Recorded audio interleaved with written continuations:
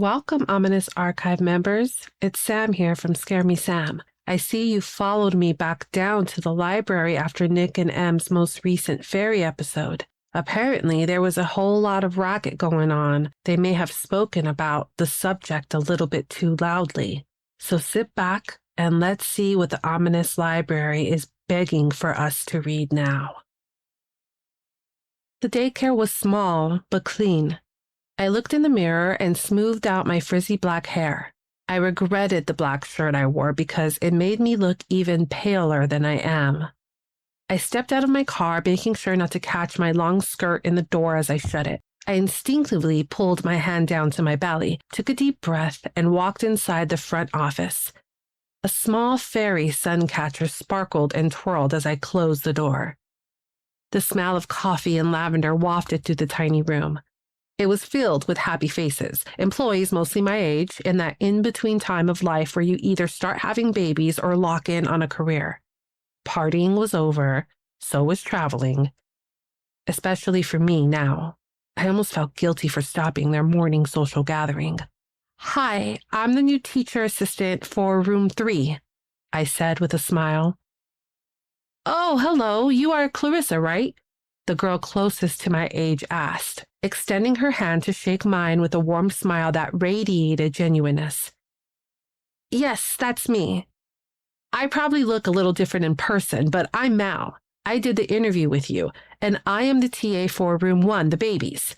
They sleep a lot, so I occasionally bounce around to help other teachers and TAs. If you need anything, just let me know. Have a good first day," Mal said as she rushed out of the office, coffee and clipboard in her hand. The rest of the teachers smiled with equal affection and headed to their own classrooms.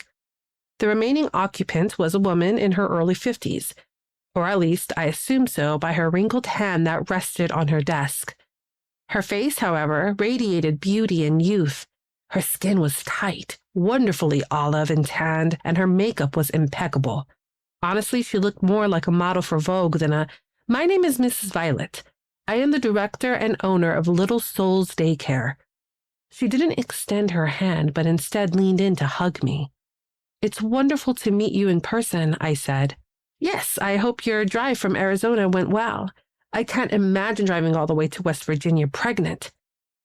There's that instinct again, I thought as I grabbed my stomach. "I spoke to my sister a good part of it. She lives in Japan, her husband is military, so when I was driving at night, she kept me company since it was daytime where she was. I stammered. "Thank you for giving me the job, with me being pregnant, and for allowing me to interview remotely. I've been trying to find work for a few months now, ever since my husband passed." I grimaced at that statement. He wasn't dead, but I wish he was. Telling people he was dead was easier than telling the truth. He was an abuser, and his family allowed it.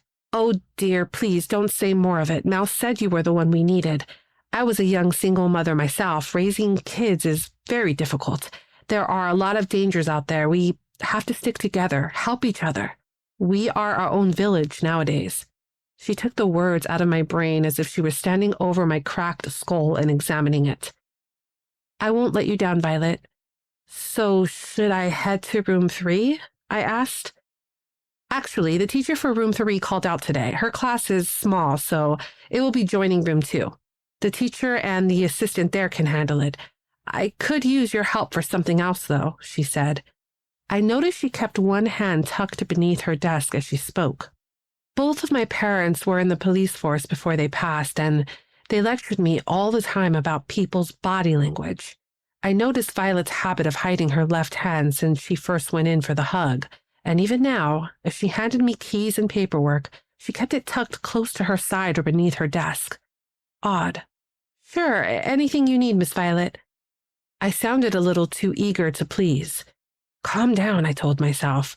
"You need this job, but don't sound desperate. You are already hired, after all." We recently had a new child enrolled, and he's having trouble adjusting. His parents are very worried, but we have assured them that we will take very good care of him. He's not ready to socialize with the entire class right now. You'll shadow him for the day and help him integrate. Think of yourself as his buddy," she explained. She led me down a small purple hallway lined with finger paintings. Among the glitter and crayon scribbles were several drawings of winged figures, too many for coincidence, their proportions always a little wrong. One had one leg that stretched far longer than the other. She told me the new child's name was Alexander and it was his second week at the daycare. As she rambled on about him, something tugged at my subconscious, an intuitive notion to leave, to make up some excuse, pack up my things, and head back home to Arizona. But I couldn't go back. Not to him. Not to his family. The moment I saw the child, I felt as if some horrible turning point had just brake-checked my life. He was sitting in a classroom with other kids his age, around 4 going on 5. There were about 5 other children sitting in a circle and listening to the teacher read. The boy was seated by himself in the corner. I squatted next to him, turning to wink at Violet, my attempt to reassure her that she picked the right person for the job. I felt my stomach tense, so I sat in a blue small chair right next to him. His hair was so light it appeared almost white. His eyes were brown, but absent. He wore an oversized plaid shirt and clean jeans.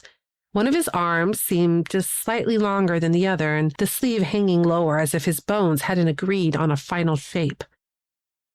"Hi, I'm Clarissa. Violet told me your name was Alexander, right? Do you want to be my friend?" I threw on my cheesiest smile, but he just stared at me. Then he looked down at my belly, small, but just round enough to suspect. "You looking at my tummy? Well, in case you're wondering, I didn't eat all of the cookies." "Do you have any siblings?" I asked, trying to gauge the temperature. "There is a baby in there, Clarissa," he said, as if he were an adult. "Who's the daddy?" Oh, she does not have one. Some babies only have mommies." "Hey, do you want to draw a picture? It looks like everyone else is done reading and painting now.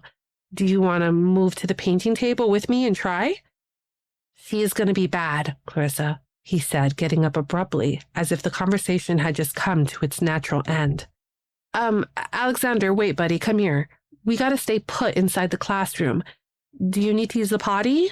I stood and reached to gently put my hand on his shoulder in an attempt to redirect him, and he slapped my hand so fast I jumped back. "Alexander, we are not allowed to hit," the main teacher called out. "It's okay. I'll give her a hand," Mal offered as she stepped inside the classroom. "Come with me, Alex. You just need a snack." She smiled that warm smile at me and guided the boy out. "Your baby is going to be awful," he said to me, looking at my stomach as if he could see my unborn daughter's future and knew this as fact. Alexander was picked up early that day. His mother pulled up and she looked like she hadn't slept in at least a week. Her eyes had bags under them and her hair was frazzled and looked gray despite her appearing to be in her late 30s. The whites of her eyes were shockingly red, and she was shouting on her phone at someone I could only imagine was her husband as she stormed out of the daycare, tugging Alexander by his shirt. The last thing I heard her say was something about a therapist. I've sanitized the toys in room 3. Do you need anything else from me before I leave?" I asked, peeking into the front office at Violet.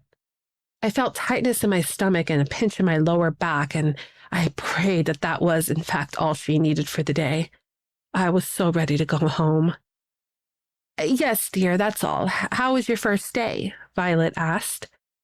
"Oh, it was great. I liked everyone I met very much. Seems like a nice place to work," I said through my teeth. The memory of Alexander's last words lingered in my brain. "Your baby will be awful." "You did great with Alexander," Mel peeked around the corner. Had she been in the office this entire time? In her hands, she held a small infant. His mom is a single mom and running late from work. We help each other out around here, so I'm going to hang out with this little man until she can make it." I can imagine what a relief that is for his mother. Alexander, he's a bit odd, isn't he? I heard his mom on the phone talking about a therapist. I think that would help. He said some things to me. You said this change in his behavior is recent? You know, I was in school to become a child therapist. I'm nearly done with my degree. I may have some techniques that can help him. I tiptoed around the subject. "Oh, I'm sure he'll be fine. Kids go through a big change at that age. Plus, we all are a little off, aren't we?" Violet said, grinning. Mel looked at me with that same smile, rocking the baby faster than I would have liked someone to rock my own. I also noticed then that Mel limped, almost as if one of her legs was longer than the other. I went to hand Violet the last pieces of paperwork I needed to sign, in an attempt to get her left hand to accept it. Instead, she reached with her right hand, which made the exchange awkward and uncomfortable. I didn't let her see this in my face as I turned and swiftly walked out of the office. This time, their lingering smiles didn't feel warm, almost urgent, like they were trying to get me to leave. I sat in my car and fumbled with my purse. "Damn it," I said out loud. I forgot my keys inside the office.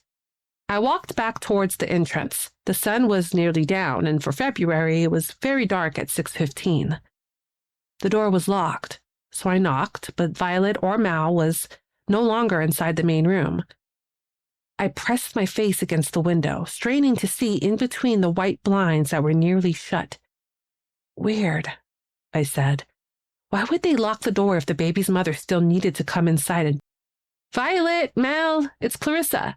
I forgot my keys," I shouted. Nothing. Suddenly, I heard a baby's piercing cry. I rushed to the back of the building and peered through a small window facing the playground.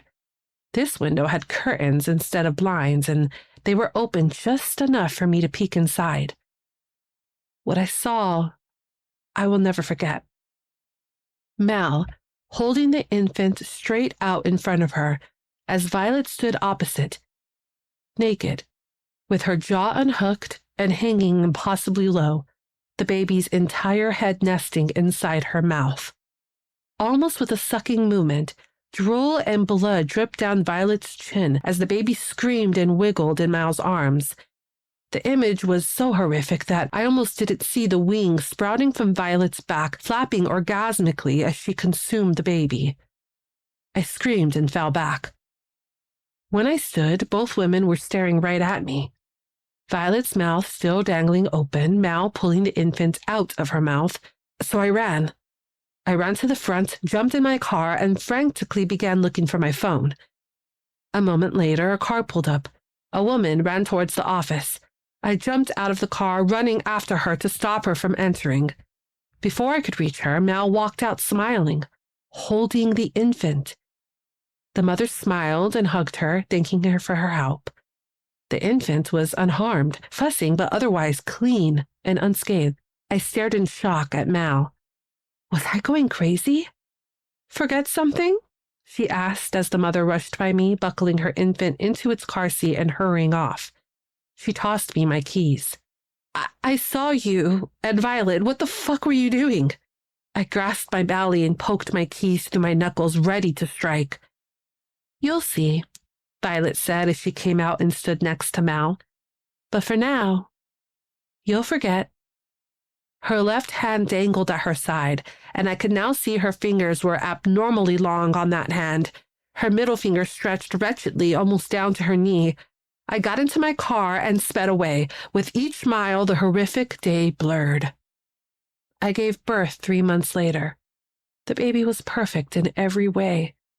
She never cried and was always happy. I don't remember labor, I don't remember fear, but I kept getting this feeling that I was forgetting something. Everything changed when my savings fell dangerously low, and I had to go back to work. I had to enroll her into daycare. And then she became irritatingly bad, so fucking awful.